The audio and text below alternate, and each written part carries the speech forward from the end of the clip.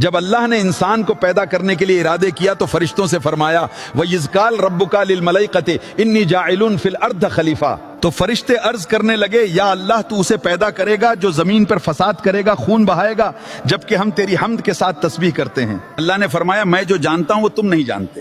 پھر اللہ نے مٹی سے حضرت آدم علیہ السلام کی جسم تیار کیا، مٹی کیسا خنکتے ہوئے مٹی سے بنایا۔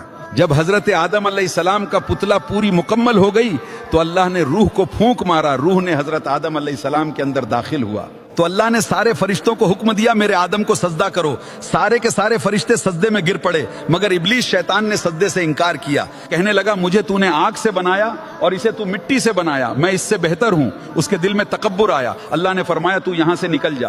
ابلیس نے کہنے لگا اے اللہ تو مجھے مہلت دے، تیرے ایک ایک بندے کو قیامت تک گمراہ کرتے رہوں گا۔ اللہ تعالیٰ نے فرمایا جا، تجھے قیامت تک مہلت دیا، مگر سنو میں جانتا ہوں کہ ہمارے بندوں کو تو گمراہ کرے گا اور وہ گناہ کر بھی دیں گے اور وہ توبہ کرتے جائیں گے، میں معاف کرتا جاؤں گا۔ ادھر سارے فرشتے آدم علیہ السلام کو سجدہ کر رہے ہیں۔ جب حضرت آدم علیہ السلام کی آنکھ کھلی تو انہوں نے پہلی بار دنیا کو دیکھا، پھر آسمانوں کو دیکھے، پھر ان کی نظر اٹھی عرش الہی کی طرف گئی، انہوں نے دیکھیں عرش کی پائے پہ لکھا تھا محمد رسول اللہ۔ آدم علیہ السلام حسد نہیں کیے بلکہ خوش ہوئے، عرض کیے اے میرے رب یہ کون ہستی ہے جو تو نے اپنے نام کے ساتھ لکھا ہے؟ تو اللہ تعالیٰ نے فرمایا اے آدم یہ میرے پیارے محبوب ہیں، ان کے صدقے میں تمہیں پیدا کیا اور ان کے صدقے میں ساری کائنات کو بنایا۔ آپ تھوڑا سوچیں، ابھی انسانیت کی شروعات بھی نہیں ہوئی تھی مگر میرے پیارے آقا صلی اللہ علیہ وسلم کی نام عرش پر چمک